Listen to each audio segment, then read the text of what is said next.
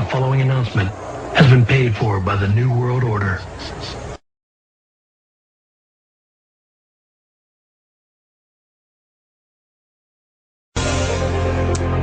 Well, 3 of Mexico's border cities have been rocked by riots. Hundreds of protesters taking to the streets there, demanding that the Mexican army leave town. The army? What about the drug cartels? More than 6,000 people were killed in drug violence there last year alone. So why do these protesters want to kick out the people who are trying to enforce the law?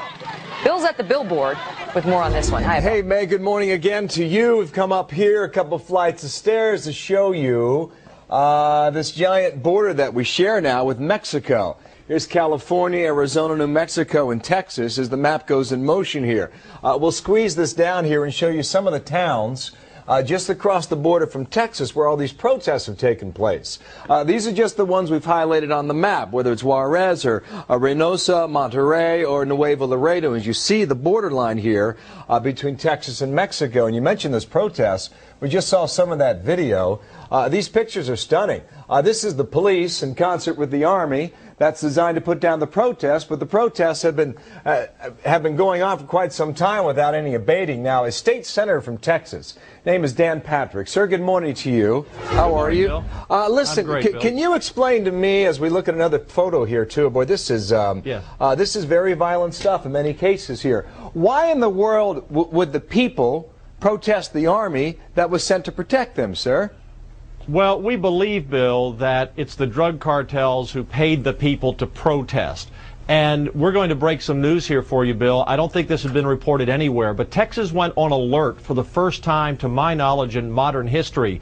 We saw what was happening on these bridges Tuesday, and it was disconcerting. And so we have a series of alerts, and our Homeland Security Director, who I have a lot of confidence in, Steve McCraw, and the Governor Perry, acted very decisively. And we have an emergency center here in Austin, and I don't want to go through all the details of what happened, but we're concerned, Bill, about violence spilling across the bridge on a regular basis into Texas. We're concerned about transnational gangs. And we're going to be sure that if the federal government doesn't protect the border, Texas will protect our border. Well, you're making a bit of a headline here. What does it mean? What does this emergency order mean, Senator?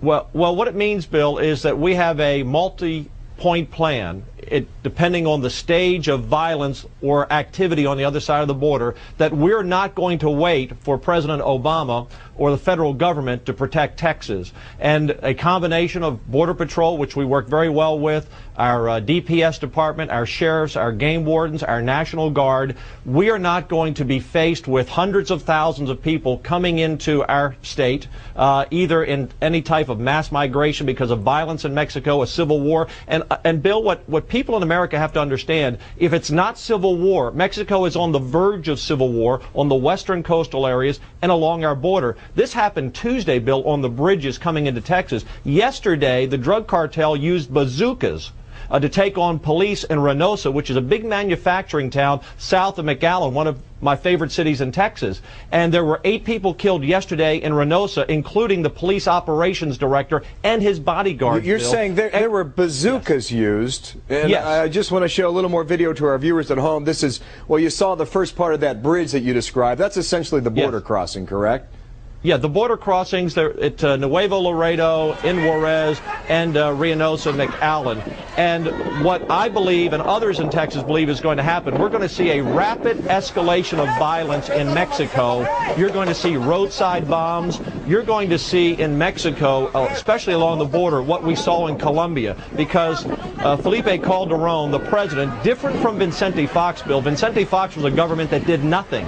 Calderon has launched a massive attack on the drug cartels. He has 45,000 soldiers along primarily the border across the country. He's been fighting that war for a couple of years, but what we haven't seen are people going out in the streets and protesting their presence.